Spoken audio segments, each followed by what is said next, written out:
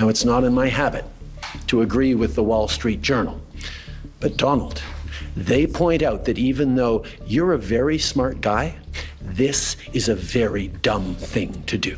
Imagine waking up to the news that two of America's biggest trade partners have just declared economic war. That nightmare scenario is playing out right now, and the consequences are about to hit your wallet hard. President Donald Trump bet that aggressive tariffs on Mexico and Canada would force them to submit to U.S. demands. Instead, they struck back hard. Both nations have slapped massive retaliatory tariffs on American goods, triggering a full-scale trade war that threatens to cripple industries, send prices soaring, and shatter the global balance of power. But the crisis doesn't end there. India, China, and the BRICS nations are watching closely, and they're making moves to sideline the U.S. economy altogether. Will Trump's tariffs strengthen the American economy or accelerate its downfall? Will Mexico and Canada abandon U.S. trade, forcing a new global power shift? And is America on the verge of losing its economic dominance? Let's break down the chaos unfolding right now and what it means for the future of the United States.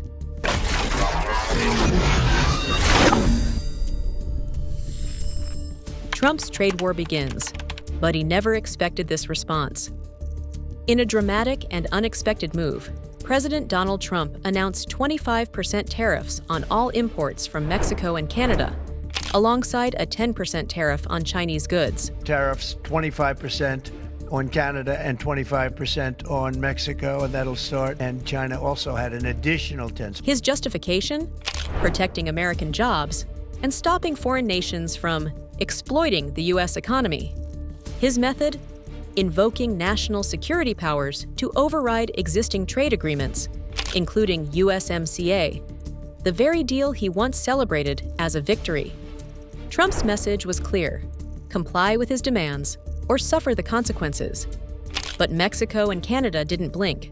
Within hours of Trump's announcement, both nations hit back, shocking Washington with the sheer scale of their response. Canada and Mexico strike back, harder than anyone expected.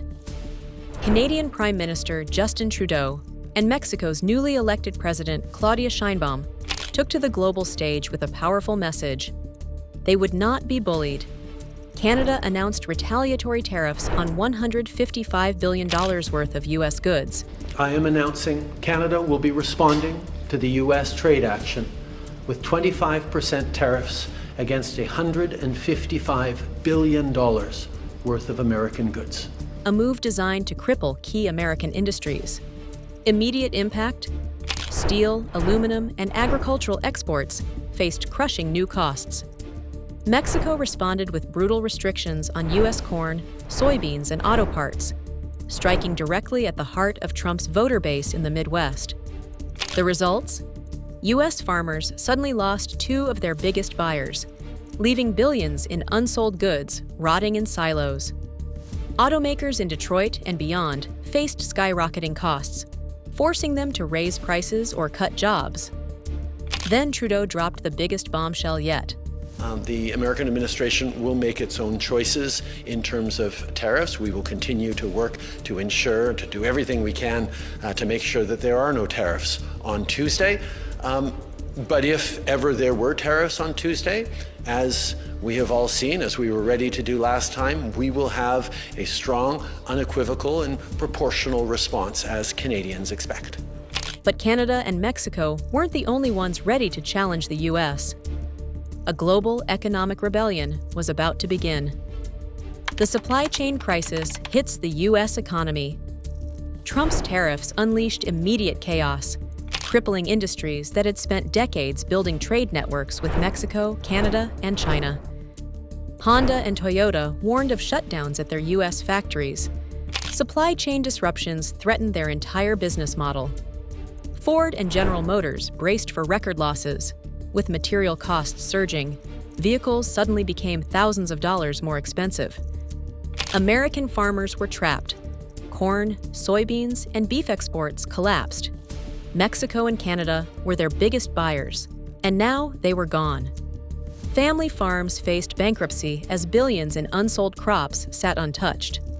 Walmart and Target warned that tariffs would raise prices on nearly everything: electronics, food, clothing. Everyday necessities skyrocketed overnight. The worst part? This was only the beginning. China sees an opening and strikes the US where it hurts. Trump's biggest mistake wasn't just angering Mexico and Canada. It was giving China the perfect opportunity to step in. Beijing made its move immediately. First, it cut US agricultural imports entirely, replacing American crops with purchases from Brazil and Europe. Then it threatened economic sanctions on American tech companies. Apple, Tesla, and Intel, major brands that rely on China's supply chains, now faced billions in potential losses. Instead of isolating Mexico, Canada, and China, Trump had given them a reason to unite against the US. The message was clear: if America wanted a trade war, it was going to get one. And soon, the costs would be passed to every single American consumer. The inflation explosion. How it hits your wallet. For decades, Americans have enjoyed cheap consumer goods, thanks to global trade agreements.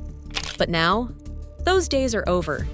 Tariffs don't punish foreign countries, they punish you.